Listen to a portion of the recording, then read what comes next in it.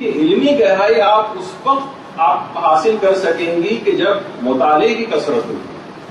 جتنی زیادہ آپ کتابیں پڑھیں گی اتنی زیادہ علمی گہرائی آئے گی، ورنہ فقط نوٹس کی حد تک اگر آپ محدود رہ گئی تو آپ اس سے معاشرے میں ٹھیک طور پر کام نہیں کر سکتے. معاشرے میں کام کرنے کے لیے آپ کو پتا ہے کہ کم معلومات ہوتی ہیں وہ بہت ڈینجرس ہوتی ہیں.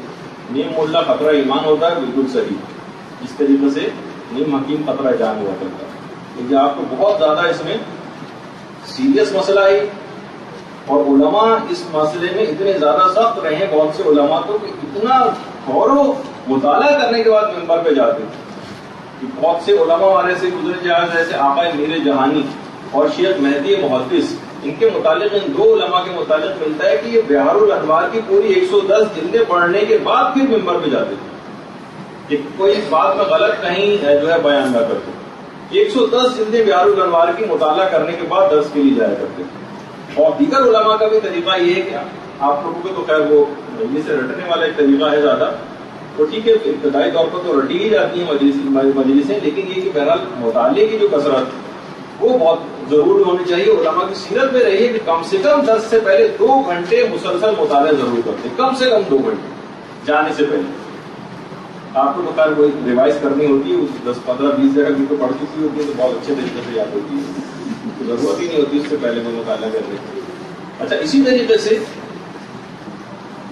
آیت اللہ حسین بروجردی یہ فرماتے تھے کہ جب رات شروع ہوتی تھی، رات ابھی شروع ہوئی مطالعے میں جو منہمک میں ہوتا تھا، تو اکثر جب میں سر اٹھاتا تھا تو صبح سحر نمودار ہو چکا ہوتا، پتہ ہی نہیں چلتا تھا کہ رات کہاں گزر گئی. 8 گھنٹے تک سر بھی نہیں اٹھاتے تھے کتابوں سے جب اتنے بڑے علمی مقامات تک یہ افراد پہنچے.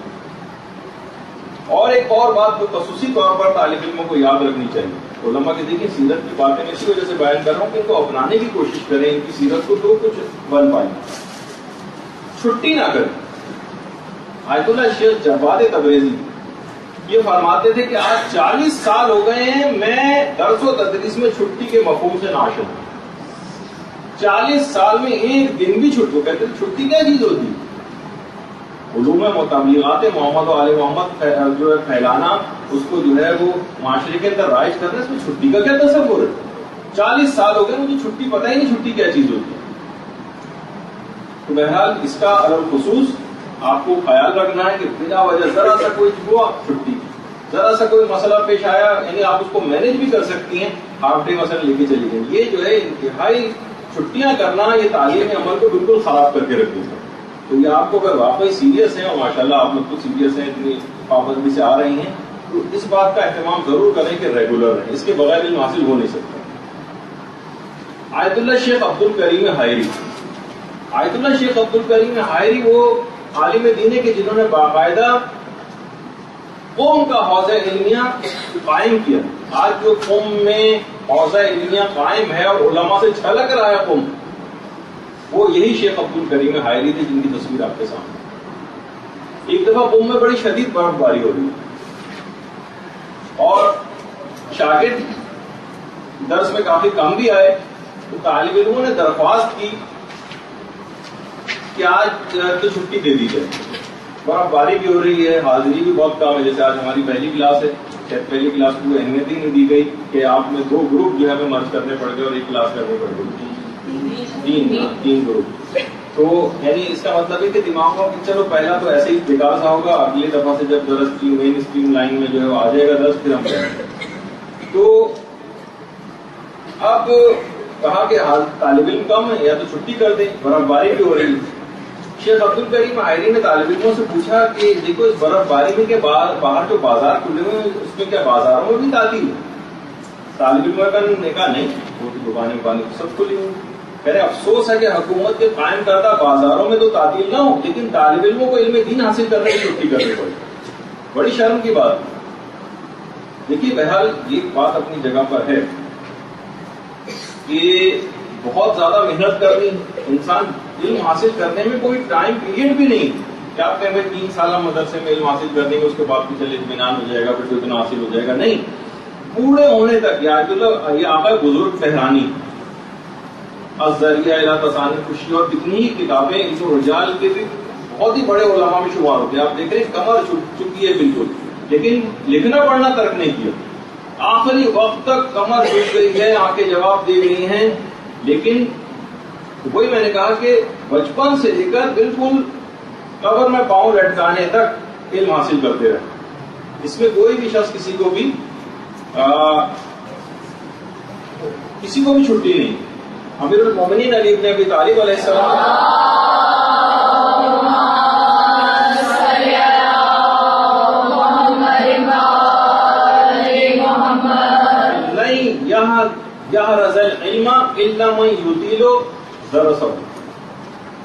جب تک طویل مدت تک علم حاصل نہ کیا جائے, جب تک علم حاصل ہو ہی نہیں سکتا. اس کے لیے طویل مدت چاہیے. یہی وجہ ہے کہ آیت اللہ حسین برجردی جن کا ابھی میں نے اس سے پہلے بھی تذکرہ کیا تھا, پھر تذکرہ آ رہا ہے. ان کے دور میں طالب علم ایسا کوئی موقع پیش آ گیا کہ طالب علموں نے کئی دنوں کی چھٹیاں کر لی. تقریباً آدھا مہینہ ایسی چھٹیوں میں نکل گیا. جب طالب علم شہریہ لینے کے لیے آئے تو انہوں نے کہا کہ کیونکہ طالب علموں نے اس دفعہ درس نہیں پڑھا, اس وجہ سے کسی کو بھی شہریہ نہیں ملے. میں تم لوگوں کی وجہ سے جہنم میں نہیں جا سکتا. یہ باقاعدہ آیت اللہ حسین برجردی نے کہا. اس کے بعد خیر طالب علم وہاں سے تو خاموش ہو کر چلے گئے. پھر آیت اللہ گلپائگانی, سید محمد رضائی گلپائگانی کو پتہ چلا کہ انہوں نے باقاعدہ الگ سے پیسے طالب علموں کے لیے ان کو بھجوائے آیت اللہ برجردی کو, اور پھر اس کے بعد وہاں سے تقسیم. اور خود امام خمینی علیہ رحمہ وہ فرماتے تھے کہ جو طالب علم بھی درس صحیح طور پر نہیں پڑھ رہا اس کے لیے مدرسے میں رہنا حرام ہے, چاہے وہ شہریہ لے یا نہ لے. یہ باقاعدہ امام خمینی کہا کرتے تھے. تو دیکھیے یہ سب چیزیں, اس کے اوپر لوگوں کے وہ خرچ ہو رہے ہوتے ہیں. لوگ اپنے حلال کمائی میں سے پیسے ڈونیشن دے رہے ہوتے ہیں, نکال رہے ہوتے ہیں. کس طریقے سے آپ لوگوں کو یہ بزم سجانے میں کتنی مشکلات کا سامنا کرنا پڑتا ہے. اس کے بعد آپ ہی اگر صحیح طور پر سیریس نہیں ہوں گے علم دین حاصل کرنے میں تو یہ بات کس طریقے سے آگے بڑھ سکے گی, اس کا فائدہ کیا ہوگا, اتنے لوگوں کی محنت ہوگا. یہی وجہ ہے کہ آقائے مجتہدی تہرانی جو اس وقت رہبر معظم کے سامنے تصویر میں بیٹھے ہوئے آپ کو نظر آ رہے ہیں, وہ رہبر معظم کا ان کا بھی کچھ ہی عرصے پہلے آقائے مجتہدی تہرانی کا انتقال ہوا ہے. اور ان کے مدرسے کے متعلق خود رہبر معظم کا کہنا یہ ہے کہ ان کے مدرسے میں انسان تیار ہو. ان کا اب تو انتقال ہو چکا ہے. خود آیت اللہ مجتہدی تہرانی فرماتے تھے کہ بہت سارے صاحبان علم دیکھیے ایسے ہوتے ہیں کہ جن سے ملنا انتہائی دشوار ہوتا ہے, بہت دشوار ہوتا ہے ان سے ملنا. اور مثلاً صبح کے وقت آپ جائیں تو پتہ چلا کہ سو رہے ہیں, ظہر کے بعد جائیں آپ ان سے ملنے کے لیے تو کہتے ہیں کہ ابھی وہ قیلولہ کر رہے ہیں, عشاء کے بعد جائیں تو پتہ چلا کہ وہ ٹھہر کے پھر دوبارہ سو چکے ہیں. تو کہتے ہیں کہ لگتا ایسا کہ ان کا کام وہی ہے, صباحکم اللہ و مساکم اللہ, بس یہ یعنی ان کا کام صبح بغیر شام بخیر اور شب بخیر جو کہنا غالباً یہی کام ہے. کام کرنا پڑے گا, لیکن یہ فقط آرام ہی کرتے رہنا یہ خاص طور پر دینی طالب علم کے لیے اور دینی طالبہ کے لیے یہ اس کا شیوا نہیں ہونا چاہیے. سونے کے لیے خبر بہت ٹائم پڑا ہے عالم برزخ کا, اس میں کام دیکھی کرنا اور اسی سے آپ کو کامیابی ملے گی. شعر نے کامیابی تو کام سے ہوگی نہ کہ حسن کلام سے ہوگی. یعنی فقط میٹھی میٹھی باتیں کرنا اور صرف جا کے رٹی رٹائی مجلس سے پڑھ دینا. اصل دیکھیے باطل کے پاس پورے 12 مہینوں میں سے فقط 2 دن ایک لحاظ سے دیکھا جائے تو باطل اپنا کام کو ذرا بند کرتا ہے ٹی وی کے ذریعے. صرف 9-10 محرم وہ بھی دیکھتے ہیں کہ اب تو چینل اس کی بھی پاسداری نہیں کر رہے ہیں, اسی تھوڑے دن میں غالباً اسی ڈگر کے اوپر چلے جائیں گے. 2 ایک صرف نوئے اور 2 ایک مجلسیں دیں گے, اس کے بعد وہی جس کو فضول کے اور موسیقی کے پروگرام ان کے اوپر بھی جاری ہو جائیں گے. ان کے پاس 365 میں سے سمجھے کہ 363 دن وہ لوگ کام کر رہے ہیں, اور آپ فقط اگر کام کسی طور پر ہو تو وہ بھی اپ ٹو دا مارک نہیں ہے, کام جیسا ہونا چاہیے, صرف فقط 2 مہینے 8 دن کا کام ہے آپ. اور اس کے بعد پھر سارے کے سارے اپنا بوریا بستر بند کر کے سو جاتے ہیں. اصل کام وہ ہے جو پورے سال چلنا چاہیے. جبھی یہی وجہ ہے آیت اللہ مجتہدی تہرانی جن کی ابھی میں نے بات بتائی, ان کا تو خیر کچھ عرصے پہلے انتقال ہو گیا ہے, لیکن آیت اللہ بہجت ایک جملہ بڑا اچھا فرماتے ہیں. کہتے تھے کہ دیکھو قوال نہ بنو فعال بنو. ایک ہوتا ہے قوال یعنی منہ سے صرف زبانی باتیں کرنے والے, دین کی چپڑی چپڑی باتیں کرنے والے, اور صرف بس یہ کہ لوگوں تک ہماری تھوڑی سی واہ واہ ہو جائے, کچھ ہم تقریریں وغیرہ کرتے ہیں, لوگ کہیں گے دیکھیے کتنی اچھی مجلس انہوں نے پڑھی. قوال نہ بنے فعال بنے, کام کرنے والے بنے. ہم صرف اسی کام پر صرف اٹک کے رہ گئے ہیں. کہ صرف زبانی کلامی صرف ہم بہت سی چیزیں کرتے ہیں، زندگیاں عمل سے جو ہے وہ آری نظر آتی ہیں. بس اول وقت نماز کا دیکھیے اہتمام ہونا چاہیے، خشوع و خضوع نمازوں میں آپ کو قائم کرنے کی کوشش کرنی چاہیے. باقاعدہ آیت اللہ عبد الحادی شیرازی یہ مرجع گزرے ہیں، اور خاص طور پر ایک ان کی شخصیت کے حوالے سے آج کے دن کا ایک تحفہ آپ لیتی جائیے.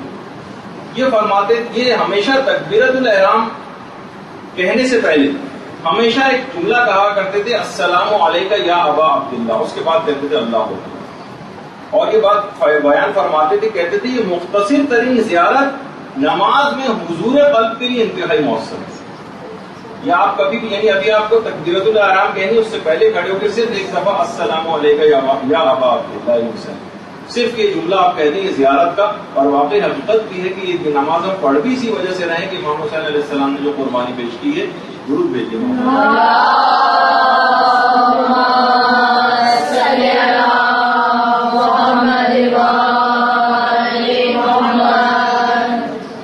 تو یہ جو ہے حضور قلب کے لیے انتہائی مؤثر ہے.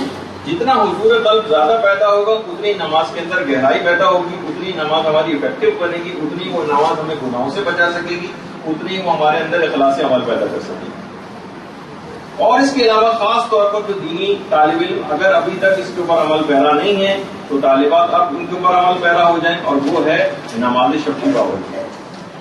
نماز شب اگر کوئی شخص نہیں پڑھا، میں نے آپ کو بتایا تھا نا کہ سید مہدی بہرالعلوم نے اسی وجہ سے درس دینا بند کر دیا. دیکھو کہتے تھے نہیں، میں راتوں کو اپنی شاگردوں کے گھروں کے سامنے سے گزرا ہوں، سب کے گھروں کی لائٹیں بجھی ہوئی تھی، سب سو رہے تھے، نہ کسی کے گھر سے مناجات کی آواز آتی تھی، نہ کسی دعا کو پڑھنے کی آواز آتی ہے، نہ کسی زیارت کے پڑھنے کی آواز آتی ہے.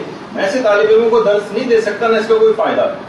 اس کے بعد پھر اگلی رات کو طالب علموں نے وعدہ کیا کہ نہیں اب آئندہ سے ہم مناجات بھی کریں گے، نماز شب کے لیے اٹھیں گے. پھر جب اس کے بعد گھروں سے صدائیں بلند ہونا شروع ہوئیں مناجاتوں کی اور دعاؤں کی اور زیارتوں کی، اور آدھی رات کو اٹھ کر نماز شب پڑھنے کی، پھر آیت اللہ سید مہدی بہرالعلوم میں درس دینا شروع کی.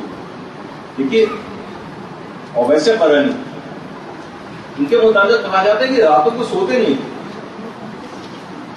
اور کسی رات کو یہ قرار دیتے تھے کہ آج کی رات قیام کی رات، اور پوری رات کھڑے ہو کر عبادت کرتے ہوئے یا تلاوت قرآن کرتے ہوئے گزارتے تھے. کبھی کہتے تھے حاذہ لیلۃ الرکوع، آج کی رات رکوع کی رات، اور پوری رات رکوع میں گزارتے تھے.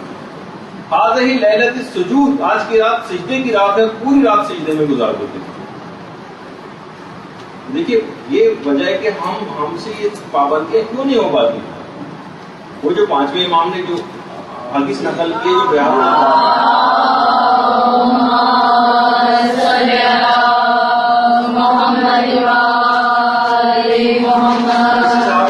ان کی خدمت میں آ کے عرض کیا کہ مولا مجھ سے نماز شب سے میں محروم ہوں، پڑھ ہی نہیں پاتا ہوں.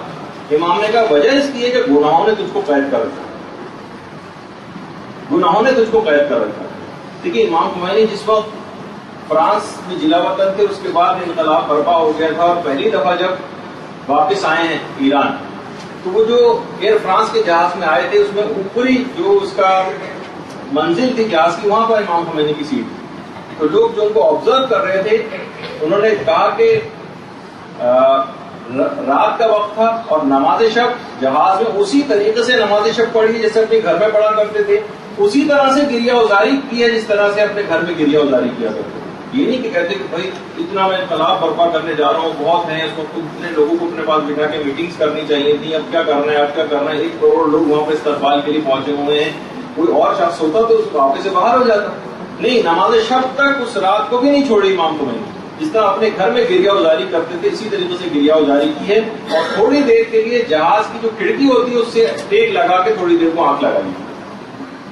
تو بہرحال اسی طریقے سے مقدس عربی، یہ نماز شب کے لیے باقاعدہ اتنی پابند تھے، مقدس نام ہی مقدس پڑ گیا تقوی و پرہیزگاری کی بنا پر.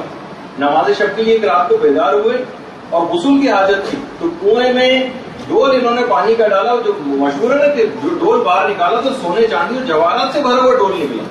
واپس ڈول کو اندر ڈال دیا اور کہا کہ پروردگار مجھے نماز شب کے لیے پانی چاہیے تھا، سونے چاندی اور زیورات نہیں درکار.